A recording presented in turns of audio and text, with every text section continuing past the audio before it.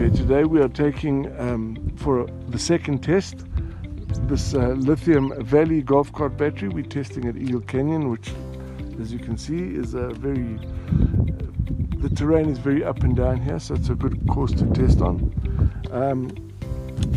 The last time we tested it, we noticed that the BMS, so every BMS has a setting.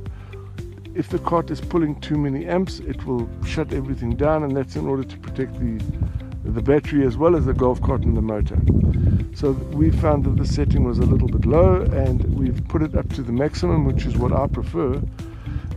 You know, all carts and all courses and conditions are different everywhere. So you don't want a client stopping in the middle of nowhere and not realizing what's going on. So we will test that today. Other than that, the test was very good last time. What I'd also like to mention is, if you can see this battery here, the dimensions are quite small. So in a lot of golf carts, not this particular model but some others, the space in there is surprisingly cramped, and if it gets too tight in there, it can cause rubbing of the wires and general problems. So the fact that this is a little smaller in size than most of the other makes is a bit of a bonus.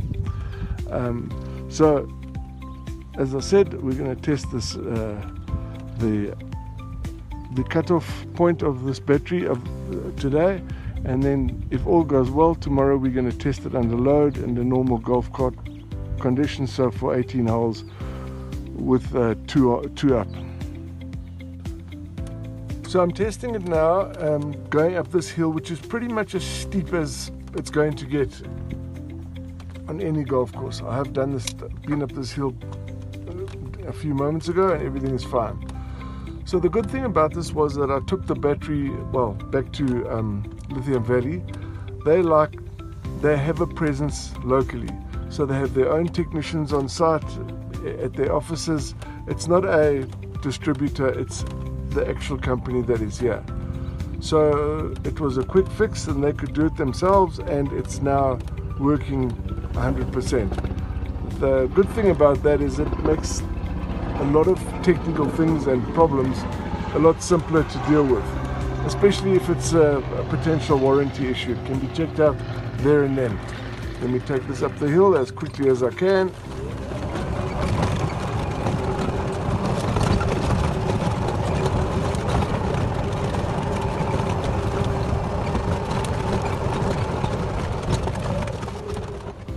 Okay, and no problems. Right, so we have come to the end of today's testing.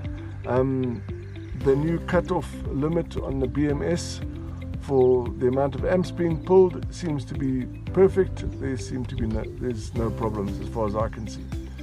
You know, people may say that laboratories can create these situations and conditions and test that way. I prefer to do it on the ground. Been in this game for a while, and there's a lot of the things that humans do that we need to address here, as well as the technical issues that arise. We can test them on the ground here, and for me, I think it just works a little bit better. Anyway, as I said, tomorrow we will do a new round of testing where we will test it under golf conditions, so 18 holes with the load up, and let's see how that goes. But so far so good.